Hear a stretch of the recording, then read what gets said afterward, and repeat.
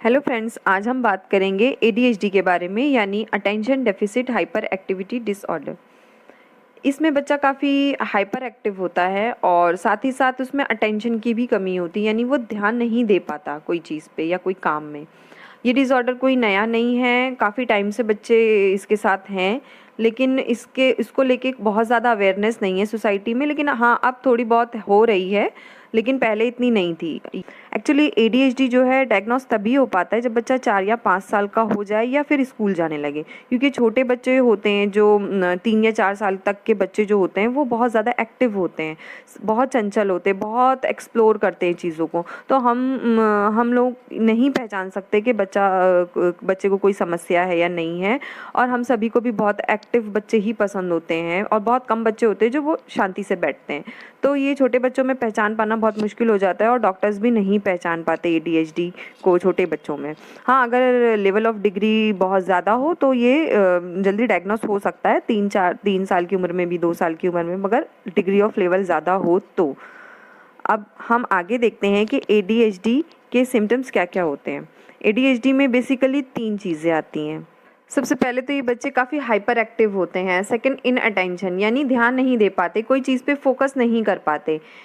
Impulsivity, यानी थोड़े मनमौजी type के होते हैं, इम्पल्सिव बिहेवियर होता है इनका। अगर आप कोई क्वेश्चन करते हैं इनसे तो वो क्वेश्चन को ख़त्म होने से पहले ही आंसर देंगे। अपनी बारी का लाइन अगर है तो अपनी बारी का वेट नहीं करेंगे, और अपने फ्रेंड्स के साथ भी इसी टाइप का इम्पल्सिव बिहेवियर उनका रहेगा। यहाँ पर मैं एक बात और बताते चलूँ कि लड़के 3 गुना ज़्यादा प्रभावित होते हैं लड़कियों के कंपैरिजन में एडीएचडी से। इसके अलावा ये बच्चे बहुत ज़्यादा हाइपर एक्टिव होते हैं, एक जगह टिक कर नहीं बैठते, चाहे स्कूल में हो चाहे वो घर में हो। 5 या 10 मिनट से ज़्यादा वो एक जगह नहीं बैठ सकते, और चलने के बजाय, वॉक करने के बजाय वो बच्चे दौड़ना पसंद करते हैं, दौड़ के जाते हैं, बहुत हमेशा जल्दबाजी में होते हैं। ये बच्चे किसी चीज़ पर ध्यान नहीं दे पाते, कॉन्सेंट्रेट नहीं कर पाते किसी काम में, और बहुत जल्दी शिफ्ट होते रहते हैं। अगर आपने इनको कोई खिलौना खेलने को दिया है तो वो फटाफट से दूसरे की तरफ जाएंगे, फिर फटाफट से तीसरा लेंगे हाथ में, बहुत जल्दी शिफ्ट करते हैं। इनके जो खेल भी होते हैं वो एक जगह बैठकर नहीं खेलते हैं, वो घूमते ही होते हैं हमेशा। अगर वो टीवी देखेंगे तो जल्दी जल्दी चैनल चेंज करेंगे, मोबाइल में अगर वीडियो देखेंगे तो जल्दी जल्दी वीडियो को चेंज कर करके देखेंगे। फ्रेंड्स के साथ भी होंगे तो अपनी बारी का वेट नहीं कर पाएंगे। आप उनको जो भी काम करने को कहेंगे तो वो उसका अपोजिट करेंगे, किसी ऑफिस या घर या डॉक्टर के पास या किसी पड़ोसी रिश्तेदार के पास अगर आप लेकर जाएं उनको, किसी घर में, किसी कमरे में, तो वो हर चीज़ को छू छू कर देखेंगे, कर्टन छुएंगे, कभी वास को छुएंगे, हर चीज़ को छुएंगे वो, और तोड़ेंगे, उल्टा करेंगे, हर चीज़ को मतलब देखेंगे क्या है ये। नॉर्मल बच्चे ऐसा नहीं करते हैं। किसी चेयर पे बैठेंगे तो वो बैक एंड फोर्थ होते रहेंगे, या हर काम में बहुत ज़्यादा जल्दबाजी करेंगे, या तो उनके पैर हिलते होते हैं अगर वो एक जगह बैठते हैं, तो हमेशा रेस्टलेस होते हैं ये बच्चे। शॉर्ट में इसके सिम्टम्स देखें तो ये आसानी से डिस्ट्रैक्ट हो जाते हैं। सेकंड, चीज़ें भूल जाते हैं। थर्ड आता है, एक काम को वो पूरा करे बिना ही दूसरे में लग जाते हैं, एक कंप्लीट नहीं होता है तो भी। एक काम में फोकस बनाए रखने में उनको बहुत परेशानी होती है, फोकस नहीं बना पाते। कोई नया काम या नई चीज़ सीखने में परेशानी बहुत ज़्यादा होती है इनको। एक जगह टिक कर नहीं बैठ पाते, ज़रूरत से ज़्यादा बोलते हैं या बिना सोचे समझे कुछ भी बोलते हैं या कुछ भी करने लग जाते हैं। मना अगर आप कोई काम के लिए करो तो भी वो काम करते रहते हैं। सवाल अगर क्वेश्चन अगर कर रहे हैं आप उनसे तो पूरा होने से पहले पहले ही वो जवाब देते हैं, या बीच बीच में कोई भी बात में दखल अंदाजी करते हैं। ये थे इसके कुछ लक्षण। अब देखते हैं ये बच्चे नॉर्मल बच्चों से अलग कैसे होते हैं, क्योंकि ज़्यादातर बच्चे ऐसे होते हैं जिनको होमवर्क करने में मन नहीं लगता या एक जगह नहीं बैठते, काफ़ी शरारती होते हैं, स्कूल से कंप्लेंट्स आती होती हैं बार बार उनकी। तो ये हम डिफरेंस देखते हैं कि आप आसानी से समझ पाएँ कि बच्चे को एडीएचडी है या नहीं है। आमतौर पर सभी बच्चे एक जैसे होते हैं, शांत नहीं बैठते हैं, चंचल होते हैं, मैक्सिमम बच्चों की प्रॉब्लम होती है ये। तो पेरेंट्स इसको कैसे समझें? तो एडीएचडी अगर एक बच्चे को है तो ये सारे सिम्टम्स उस बच्चे में होने चाहिए जो मैंने बताए हैं, और बच्चे का ऐसा बिहेवियर हर जगह होना चाहिए। वो स्कूल में भी ऐसी होना चाहिए, घर पे भी ऐसा होना चाहिए, रिलेटिव्स में भी ऐसा होना चाहिए, और अपने फ्रेंड्स के साथ भी वो ऐसा ही बिहेव करता हो तो एडीएचडी माना जाता है। कुछ बच्चे ऐसे होते हैं जो स्कूल में लग कर बैठते हैं, एक जगह बैठे होते हैं, लेकिन घर पे वो बहुत ज़्यादा शरारत करते हैं, फ्रेंड्स के साथ बहुत ज़्यादा शरारत करते हैं, कंप्लेन नेबर्स से बहुत आती है, लेकिन हाँ वो स्कूल में एक जगह बैठते हैं, तो बच्चे को ADHD नहीं है। अगर बच्चा स्कूल में बहुत ज़्यादा शरारती हो लेकिन वो घर पे शरारत ना करता हो फादर के डर से या मदर के डर से, तो भी उसको ADHD नहीं हो सकता। कुछ बच्चे होते हैं, ज़्यादातर बच्चे, कुछ बच्चे नहीं, कि होमवर्क नहीं करना होता है, लेकिन वो बच्चे दूसरे काम में बहुत अच्छे होते हैं, कुछ बच्चे ड्राइंग में अच्छे होते हैं, कुछ दूसरी चीज़ों में अच्छे होते हैं, तो ये है कि वो कॉन्संट्रेट नहीं कर पाते, बैठ नहीं सकते, इस वजह से वो होमवर्क करने में दिलचस्पी नहीं लेते। प्रॉब्लम यहाँ पर ये है कि वो कॉन्संट्रेट नहीं कर पाते, वो बैठ नहीं सकते।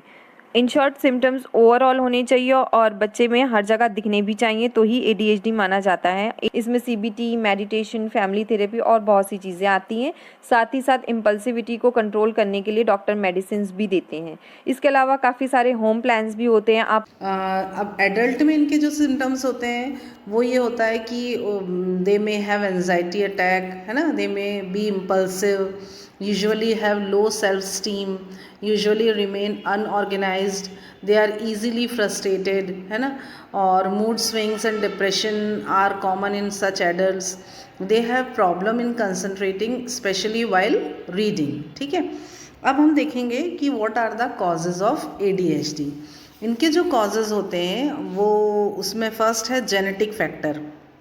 जेनेटिक फैक्टर मीन्स अगर फैमिली में कभी किसी को रहा हो तो उसकी वजह से भी ADHD की जो प्रॉब्लम होती है वो बच्चों में आ जाती है। ठीक है, next is brain injury.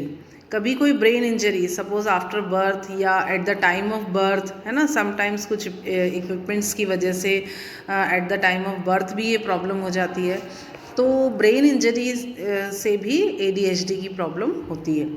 Low birth weight, it is observed that children with low birth weight are more likely to develop ADHD। ठीक है, फिर ब्रेन डिजीज़ की वजह से हो जाता है। Then lack of discipline in the family. कई बार क्या होता है कि फैमिली में अगर कोई डिसिप्लिन्ड एटमॉस्फेयर नहीं है, कोई बच्चों को कोई स्किल्स नहीं सिखा रहे हैं, बच्चों के लिए कोई डिसिप्लिन नहीं है, तो उसकी वजह से भी ADHD की प्रॉब्लम हो जाती है। Okay, then diet. There are number of evidences which show that taking a particular type of food or food additives play a significant role in causing ADHD। Exposure to toxic substances, जो toxic substance use करते हैं जैसे smoking, drinking, इस तरह की चीज़ें अगर during pregnancy also they are taking, then also this problem creates. Yes, now the next one is sensory processing disorder. अब हम बात करेंगे कि सेंसरी प्रोसेसिंग डिसऑर्डर क्या होता है। ये एक कंडीशन होती है जब जो ब्रेन होता है उसको कोई भी मैसेज रिसीव करना और रिस्पॉन्ड करना, कोई भी इंफॉर्मेशन को रिसीव करना और रिस्पॉन्ड करने में ब्रेन को डिफ़िकल्टी होती है। जैसे सेंसरी वर्ड से ही हमको समझ में आ रहा है कि सेंसेस पे डिपेंड करता है ना। It refers to the way the nervous system receives messages from the senses and then turns them into proper motor and behavioral responses। जैसा कि आपको मालूम है बेटा कि क्या होता है कि सेंसरी ऑर्गन्स जो होते हैं वो मैसेज को रिसीव करते हैं और फिर वो कहाँ फॉरवर्ड करते हैं मैसेज को, ब्रेन में। फिर अगेन ब्रेन जो होता है उसके ऊपर प्रोसेस करके आपको रिटर्न मैसेज करता है कि now how you have to respond, है ना। जैसे सपोज सामने कोई चीज़ रखी हुई है ना, आपकी आँखों ने देखा उस चीज़ को, है ना, आपको जैसे ही आँखों ने देखा वैसे ही मैसेज ब्रेन में जाएगा और ब्रेन आपको ये मैसेज देगा कि आपको उस चीज़ को उठाना है, टच करना है या नहीं करना है। ठीक है, तो ये क्या हुआ, इन्फॉर्मेशन रिसीव किया, प्रोसेस हुआ एंड देन रिस्पॉन्ड। लेकिन जिन बच्चों को या जिन लोगों को ये SPD की प्रॉब्लम होती है उनके अंदर ये ब्रेन में ये वाली प्रोसेसिंग बहुत स्लो होती है, वो इस प्रोसेसिंग को नहीं कर पाते। कई बार अपन बोलते हैं ना कि भाई इतना स्लो वर्क कर रहा है बच्चा, क्यों इस चीज़ पर रिएक्ट नहीं कर रहा है, रिएक्ट नहीं करता है, रिस्पॉन्ड नहीं करता है, तो बच्चों को इस तरह की प्रॉब्लम होती है, उनका ब्रेन क्विक रिस्पॉन्ड नहीं कर पाता है ना। तो अब हम देखते हैं कि इसके क्या सिम्टम्स होते हैं। सिम्टम्स में वही विजन है, हियरिंग है, टच है, मूवमेंट है एंड स्मेल है, ठीक है। यस तो ये तो हो गए बेटा सिम्टम्स, है ना, कि किन रीजंस, मतलब क्या सिम्टम्स होते हैं इसके एसपीडी के। ओके जैसे कई बार अपन बोलते हैं ना कि अरे ये बच्चे को कितना भी बोलो सुनता नहीं है या हमारी बात नहीं समझता है, तो ये वाली जो प्रॉब्लम्स आती है ना ये इन रीजंस से आती हैं, ठीक है। Now will see what are the causes of SPD, है ना, क्या कॉज होते हैं किस सेंसरी प्रोसेसिंग डिसऑर्डर के। ओके जेनेटिक कॉज, जैसा कि हम पहले भी पढ़ चुके हैं, जेनेटिक कॉजेज में अगर आपके फैमिली में किसी को है तो आपको ये प्रॉब्लम हो सकती है, ठीक है। Low birth weight is also considered one of the cause of sensory processing disorder. Environmental factor, usually children who are adopted from experience sensory processing disorder due to some restrictions in their early lives और poor parental care. आपकी जो environmental factor होते हैं वो भी बहुत affect करते हैं सेंसरी प्रोसेसिंग डिसऑर्डर को। Okay then another one is physical cause. जैसे फिजिकल कॉज मीन्स जैसे ब्रेन एक्टिविटी है, अगर suppose means like research studies have indicated that individual with SPD have abnormal brain activity, ठीक है, उसकी जो ब्रेन की एक्टिविटी होती है वो थोड़ी सी एबनॉर्मल होती हैं। Individuals with SPD have differences in brain structure which provide a biological basis for the one set of this order. Means इनका जो ब्रेन का स्ट्रक्चर होता है ना वो भी थोड़ा सा डिफरेंट होता है, ठीक है। तो ये समझ में आया आपको कि क्या होते हैं ये sensory processing disorders. Okay now the next one is autism spectrum disorder. अब ASD क्या होता है? Autism spectrum disorder is a disorder that affects development, बच्चे के डेवलपमेंट पर अफेक्ट करता है। It refers to the range of symptoms and their work. Generally, the young children with ASD have difficulties with communication, है ना, उनको सबसे ज़्यादा प्रॉब्लम किस में आती है? कम्युनिकेशन में, language, social skill and behaviour में, ये मेन एक प्रॉब्लम होती है। और अदर वर्ड्स में हम ऐसा बोल सकते हैं कि उनके लिए जो कम्युनिकेशन होता है वो एक बहुत बड़ा चैलेंज होता है। As a matter of fact, children with ASD may behave differently or repeat same activities over and over again, like touching the same object repeatedly. जैसे देखा होगा ना, अपन कितना भी मना कर दो बच्चे को, बेटा उसको हाथ मत लगाओ, बेटा उसको, बार बार वही काम करेंगे बच्चे, तो वो उनकी क्या प्रॉब्लम होती है? उनके अंदर ये ASD वाली प्रॉब्लम होती है।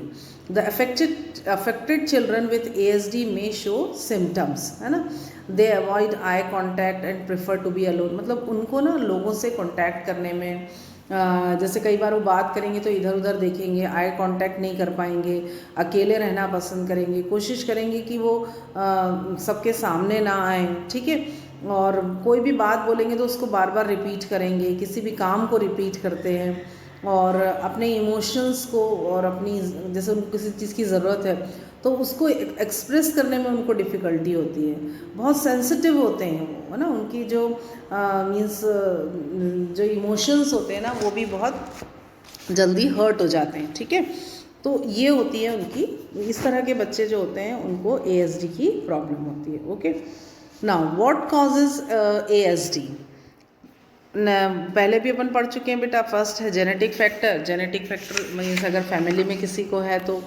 The another one is environmental factor and the last one is brain development. Environmental factor भी अपन पढ़ चुके हैं कि अगर ऐसा एनवायरनमेंट है, सपोज ड्यूरिंग प्रेगनेंसी अगर मदर स्मोकिंग और ड्रिंकिंग वाला अगर एटमॉस्फेयर है ना, कुछ फैमिली में कुछ ऐसा एटमॉस्फेयर है जिसकी वजह से बच्चे इस तरह की प्रॉब्लम्स को फेस करते हैं। ब्रेन का डेवलपमेंट, बच्चों का जो ब्रेन का डेवलपमेंट होता है वो कई बार स्लो होता है, या In such children, brain grows at a faster rate during the first 3 years of childhood, and such children have more cells than they require. Even the connections between the cells are not proper.